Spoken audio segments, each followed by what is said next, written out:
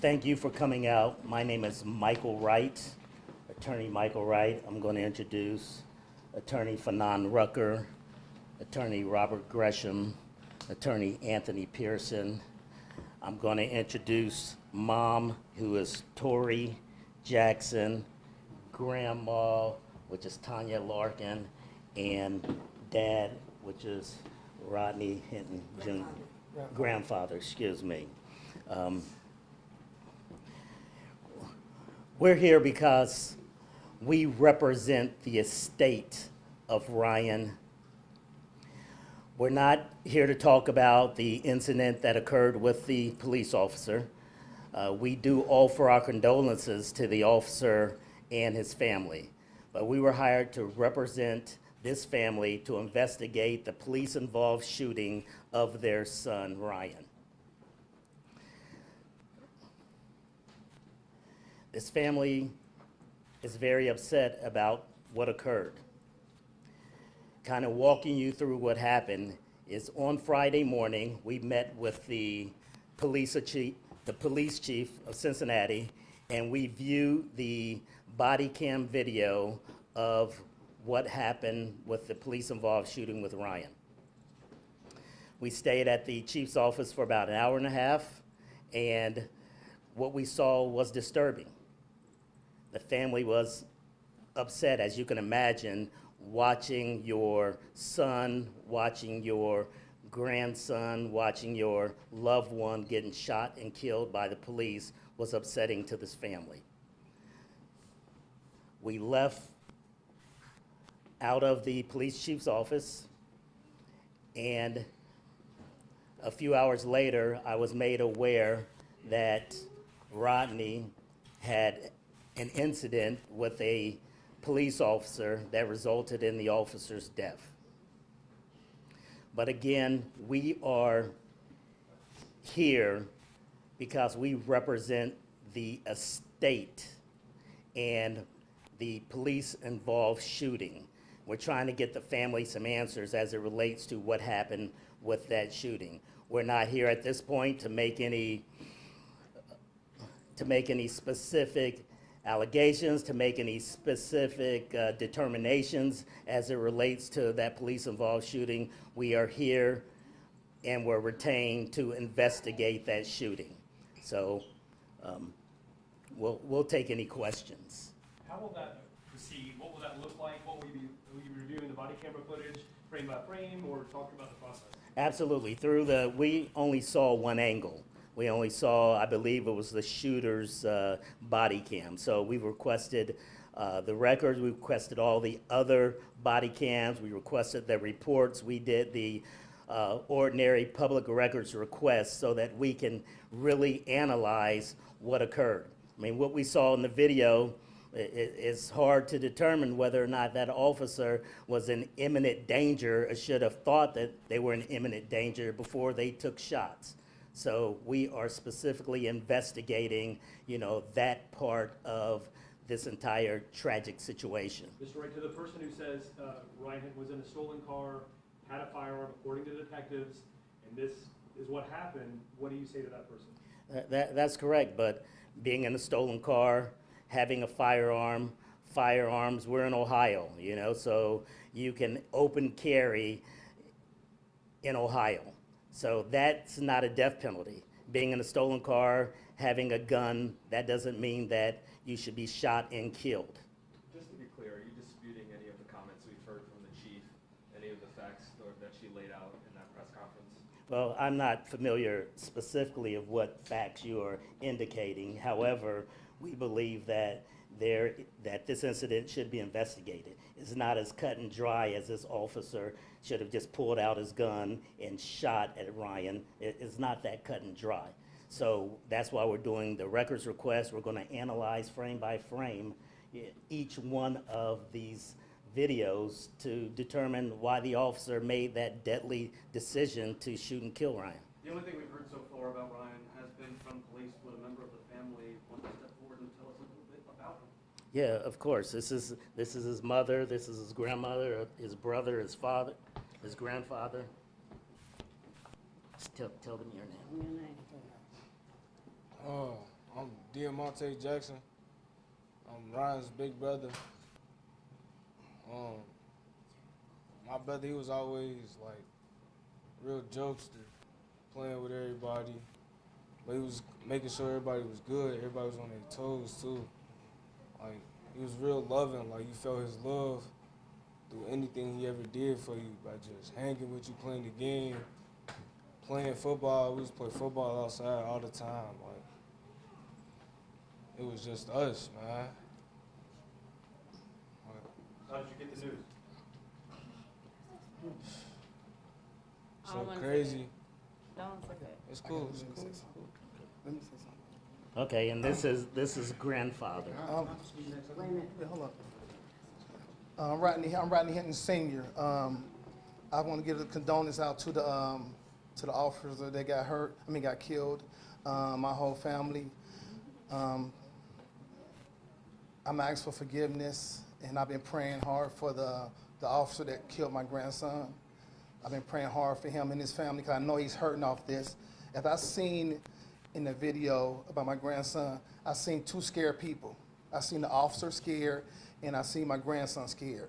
So it's an unfortunate incident that happened. So that's all I seen. It was like, I didn't see the police there trying to kill. No. What I seen was two persons made a mistake. My grandson made a mistake being there, and the officer, he was trying to get back to his family too. So that's what I seen. So it's not about revenge or anything. I have nothing against nobody. You know, my Lord and Savior is Jesus Christ, and I represent Him.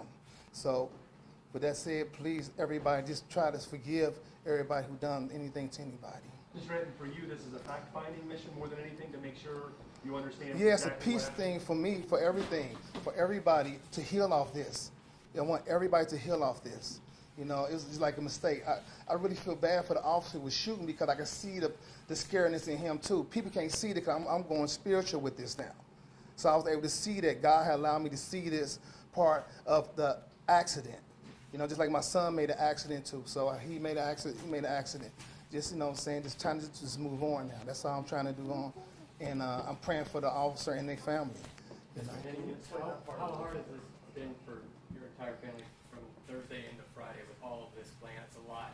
It's been hard on my side of the family. I know it's been hard on Tori, because me and Tori, you know, me and her is so tight. We usually being born on the same day. So God, it's crucial how me and her have end up to explain this now. We born on the same day, but different years. You know what I'm saying? So all this was building up to this point. But I was trying to I have to bring the peace to this. There's no violence in this, no revenge. You're aware there's social media chatter that people in the community might feel a different way? I don't. Social media. Yeah, I don't. We haven't been on it at I all. don't. I'm being no social media. I don't do no Facebook, nothing. I just rely on the power of God. That's it. It seems like there's some tensions, though, based on some of those posts. Do you have like a calming message for those who are Let me concerned answer over the shooting? Long live Ryan. Long live Ryan. I want to say out to the media and the social Tell media. them your name. My name is Tanya Larkin. I am Ryan's grandmother. Because it's long live Ryan. Ryan was a sweet, gentle giant that played with everybody all the time. You see all the younger ones? That was a PlayStation buddy. He made it a point to make sure that he played with each and every last one of them whenever he was around them. He included them in the game process. He taught each one of them how to play the game. We are very close family. This is killing us. I can't even express how I feel right now about, I'm angry because it shouldn't have never happened. I want to find out exactly what steps was taken and the protocol. And if everything comes out that it's not what it should have been, we need to do something about change in training and diversity and understanding us as a black culture. we as black people, we don't deserve to be killed just because we're running away from the police. We're scared just as much as they are, whether we did something right or wrong. This is everyday life for us, being scared of the police. Take that in consideration while everybody is making comments on the parent should have did this and the parent should have did Okay, that. Okay, come on, because I ain't worried about it. Would you care to share some thoughts, or else? I gotta say something. What's your name? My name is Marlon. I'm Ryan's cousin. My condolences to everybody involved in this. I just want to say, Ryan, I'm so sorry. God, please watch over the rest of my family. I want to address all the negativity and saying he was something being a stolen car, this and that. Listen, he was supposed to be at home that night and shit. Let me get this out. He had no business being in a stolen car, man. He had a bed to come home to.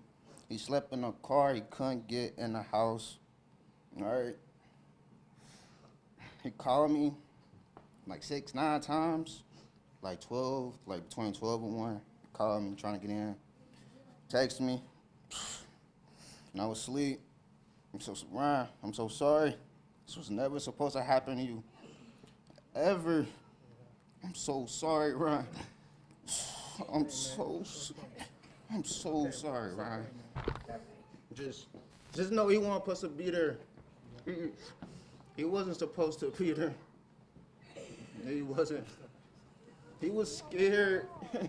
He tripped and fell. He must have been so scared. I'm so sorry, Ryan. Just that, like, everybody just talking shit about him. Just know he wasn't supposed to be there, y'all. Mr. Wright, may I ask you real quick, Yes. next steps, if you do the investigation and it unfolds, is there a possibility of litigation, or just help people understand what could be down the road? Well, again, we're investigating.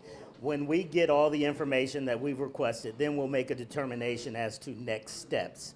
We have to analyze all of the information we receive, all the body cams, all the different angles, and then we'll make a determination as to what next steps are. Whether that's filing lawsuit, whether that's litigation, I don't know at this point, but it's an ongoing investigation, and we will, once we get all the information, we'll then make a determination. Mr. Rodney, I just want to ask, pain that your family is feeling is clear right now, but in that statement, you made a point to notice and acknowledge the pain that the family of the fallen deputy is feeling as well. What was in your heart when you did that? Why did you find the need to acknowledge their pain as well?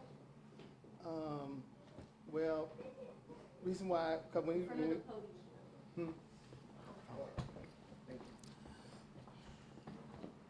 so naturally, for me, when this happened, I'm devastated because my grandson was with me the whole winter. So we go back with his mama through the summer, and he got killed. So it was very devastating to us. Kind of a lot of anger feelings at first, but for me, I have to go to spiritual. I have to go spiritual to myself to understand what's really going on. If I can see through the fake media and all that stuff. So the media have not done nothing towards me to make me feel about anything what I'm saying. Mine's all natural coming from God. So I just, it's hurting on both sides. Everybody's hurting off this. The family, the officer, I was crying about what happened to the innocent officer. So that's all it's all about. It's all about healing each other. Everybody makes mistakes. Like I say, it was an emotional mistake by everybody. That's it. Do you know who your son was talking to during his arraignment on Saturday morning when he said he'll be I have no gone? more questions. I want to answer more Yeah. questions. Who does the gun belong to that Ryan Hinton was holding? No, I do not, and we're not going to discuss anything related to the criminal case. We're not here to represent Rodney in the criminal matter, so that's something you have to talk to his criminal lawyer about. Just to clarify, it was his cousin who spoke and said Ryan might have been locked out that Wednesday night before that Thursday. Just to clarify, is that what he was saying? That's what he said. Do you know if the officer involved has been placed on administrative leave or anything like that? It's my understanding that during officer-involved shootings, the officer is placed on administrative leave. I don't know, I believe it's 7 days, but I'm not 100% sure. Mr. Wright, I know you've been around for a minute, and just the circumstances here are just incredibly unique and truly just hard to process, having gone from Thursday and then to the tragic incident on Friday. From your vantage point, I know you're staying in your lane, you're representing the estate of Ryan Hinton. What do you make of this and this city and this time? And there's a lot happening here. A lot of people feel different ways about it. Yeah, I mean, this was a tragedy all the way around. Ryan was shot and killed. This police officer lost his life. His family is suffering. This family is suffering. There's a lot of healing that has to happen here soon. We are still investigating the shooting, as I indicated, but, as Rodney Jr. said, everyone's hurting, Excuse me, Rodney Sr. said where everyone's hurting. And there's, there has been nothing at this point that's been good about this entire situation. They lost their grandson, their son, their brother, and the officer, his family lost a father, a grandfather, and just the police department in general lost a colleague. So, we don't stand here saying that, this was nothing but a very tragic situation all the way around. Mr. Wright, with everything going on Thursday and Friday, I know the chief was out there talking about possible tensions arising. How do you keep the temperature down in a situation like this? Well, just by what we're doing now. We want everyone to just forgive one another. We want everyone to kind of just wait and let this process, play itself out. Let's see what the investigation for the shooting of Ryan turns out. Let's wait and see what the investigation as it relates to Rodney. And, just pray for the family of the officer, pray for this family. So I would hope that the tensions in this city would relax, that everyone would just wait and not rush to judgment on either side. And hopefully, we can get through this, this very tragic situation. Mr. Wright, too, one other question. When we all leave here today, what is one thing you or the family want us to take away from Ryan himself? And That he was loved. You heard the message, that he was loved. What we know is that we have a natural tendency in society to line up along the sides that we believe, even if at some point our positions may not be supported. What we have to do in this community, as an example, is recognize that life is life. Most of us have experienced some loss in our lives. Most of us know what it feels like not to have the phone call from that person that we were able to talk to the day before. And if all of us recognize that pain, if all of us recognize that sentiment, then all of us can understand the commonality of the injury and the pain that we collectively have to sympathize with the other side. Even if we don't particularly agree with what we believe that person did before they lost their lives. Even if that's our position, we have to understand that somewhere within us has to be understanding and mercy. And that's a community offer and direction. What we're talking about, what we're doing as the Cochran firm, is about process. We're all here because of an incident. And certainly some people say, well, he was doing bad stuff. Even assuming the truth of that, there's procedures and there are policies that require those who hold life and death in their hands to move in particular ways. Our objection is the question of whether or not those policies and procedures were followed, which led to the unfortunate and tragic death of an 18-year-old. We can argue all day about all of the society problems that lead people to places where they shouldn't be. But that's not our question, nor are we trying to answer that by this process. We are answering or looking for the answer through our investigation of whether or not it was proper, whether or not the policies were followed appropriately, and whether or not by law and by facts that tragic death was considered in the eyes of the law as justifiable. I can promise you, under no circumstance are the family members who were here will ever believe that it was justifiable. Trust me on that.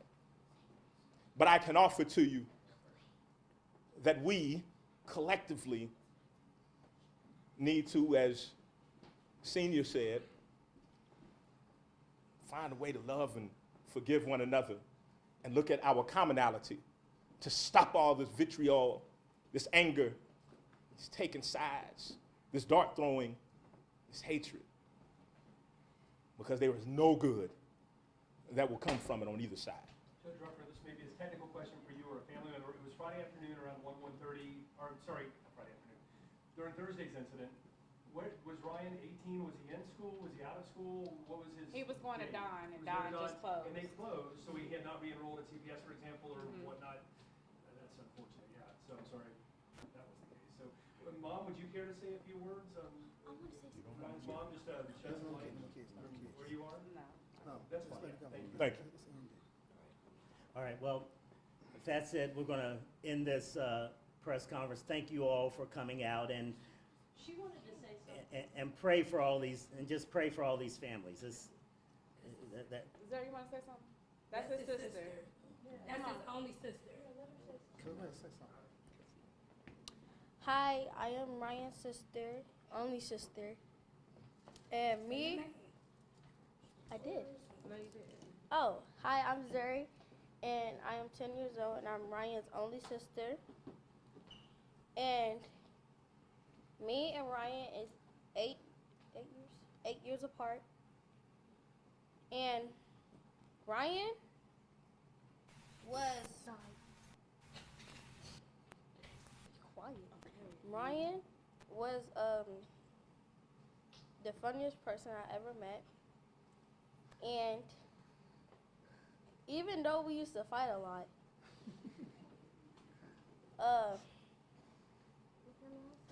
be quiet, Shakur. Okay, come on. So I'm done.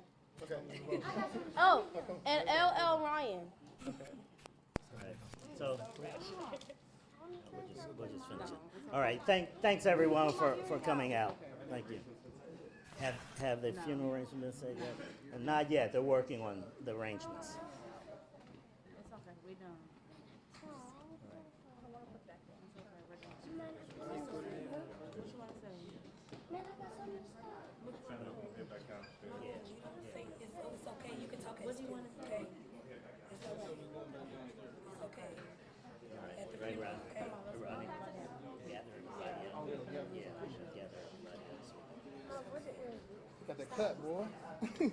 Got that fresh cut. It looks like Ryan. Kind of like Ryan. Mm.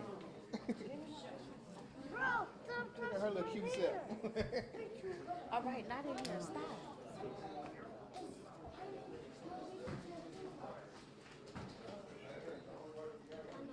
Come on, let's go. Y'all can put us